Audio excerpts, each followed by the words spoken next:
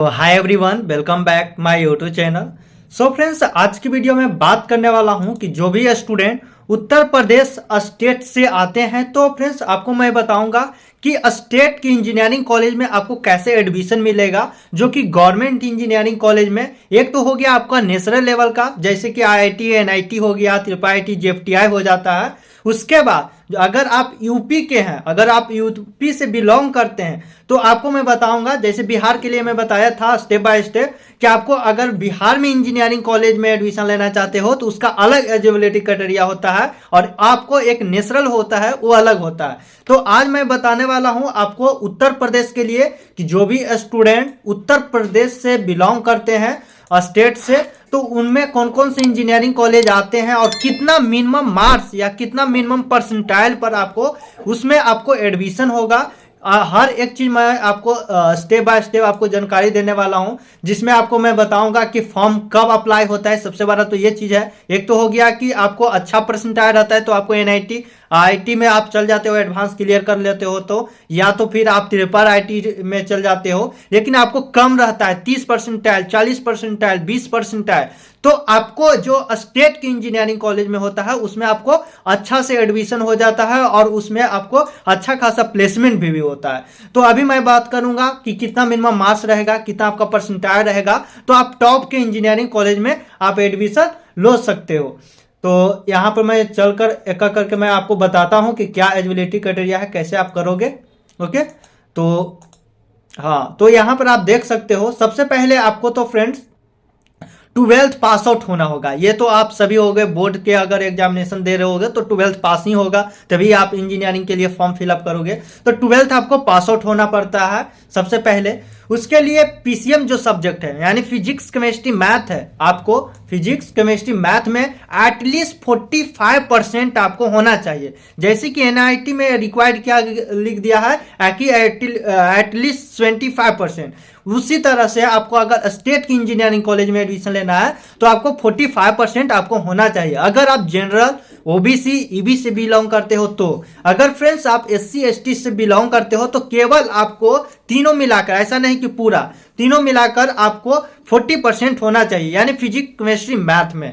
Okay, उसके बाद आपको स्टेट की इंजीनियरिंग कॉलेज में एडमिशन लेने के लिए यूपी के माने यूपीएससी होता है, यानी कि यूपी स्टेट इंजीनियरिंग एग्जाम होता है। ओके, तो इसमें आपको जे मीन्स का एग्जामिनेशन देना होगा, जैसे कि फर्स्ट का अभी आंसर की आने वाला है और आप लोग का उसके बाद आप लोग का अप्रैल में सेशन होता है। तो 2 सेशन में आप लोग का एग्जामिनेशन होता है, दोनों में से कोई एक भी एग्जाम दे देते हो तो आप एलिजिबल हो जाते हो। ओके, क्योंकि इसी के बेसिस पर लिया जाता है। ऐसा पहले था कि आपको यूपीएससी था, वो अलग अपना लेता था एग्जाम यूपी के लिए, स्टेट इंजीनियरिंग कॉलेज के लिए। लेकिन अब जो है आपको जे मेंस के बेसिस पर कर दिया है, जैसे कि आपको बिहार के लिए या झारखंड के लिए सभी इसी पर ले रहा है अंडर स्टेट के लिए। ओके, तो यूपीएससी आपको फॉर्म अप्लाई करना होगा, यूपी स्टेट इंजीनियरिंग एग्जाम होता है। इसका कब आता है फॉर्म मैं बता देता हूं कि आपको मई या जून में आएगा आपको इसका एग्जाम, जो आपका फॉर्म है, कि जो भी स्टूडेंट जे मेंस के एग्जाम दिया है और वो यूपी में यानी कि स्टेट के इंजीनियरिंग कॉलेज में, गवर्नमेंट इंजीनियरिंग कॉलेज में एडमिशन लेना चाहता है, तो उसको फॉर्म फिलअप करना होगा। ये आएगा फॉर्म जैसे जो कि पब्लिश करता है, तो मैं आपको सबसे पहले बता दूंगा। तो आप लोग मेरे ग्रुप में आप लोग ज्वाइन हो जाइए, यूपी वाला जो ग्रुप है व्हाट्सएप ग्रुप, अब उसका लिंक मैं डिस्क्रिप्शन बॉक्स में दे दिया हूं। ओके, उसके बाद आपको क्या होता है, जब आप फॉर्म फिलअप कर देते हो तो आपको ये स्टेट का रैंक आपको डिसाइड होता है कि आपको यूपी के लिए जो इंजीनियरिंग कॉलेज है स्टेट के, उसमें कितना स्टूडेंट अप्लाई कर रहा है। तो इसमें मैं बता दूं कि 30% से लेके इससे भी कम, लगभग 9 लाख 10 लाख वाले बच्चों के लिए अच्छा कॉलेज आपको मिल जाता है।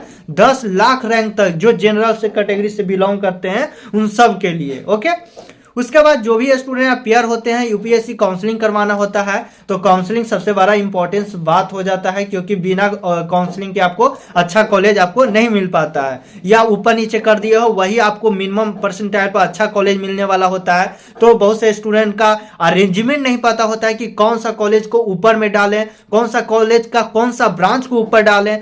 प्रीफरेंस होता है वो मैं बताऊंगा जब आप लोग का इसका काउंसलिंग होगा। बस अभी चैनल को सब्सक्राइब करके मेरे व्हाट्सएप एंड टेलीग्राम ग्रुप में ज्वाइन हो जाइए। जैसे ही इसका फॉर्म या जैसे ही इसका काउंसलिंग स्टार्ट होगा मैं सबसे पहले आप लोग को मैं बताऊंगा। उसके बाद फाइनली आप लोग का एडमिशन हो जाता है। ओके, कि जो भी आपको जिस तरह से आपका रैंक रहेगा, जिस तरह से आपका परसेंटाइल होगा, उसी तरह से आप लोग का फाइनली एडमिशन होगा। अब मैं बता देता हूं आप लोग को कि कौन कौन से यूपी में स्टेट के इंजीनियरिंग कॉलेज है, कुछ टॉप 10 के बता देता हूं, उसमें कौन कौन सा ब्रांच है, कितना सीट है, और उस सारा चीज मैं स्टेप बाय स्टेप में मैं बता देता हूं।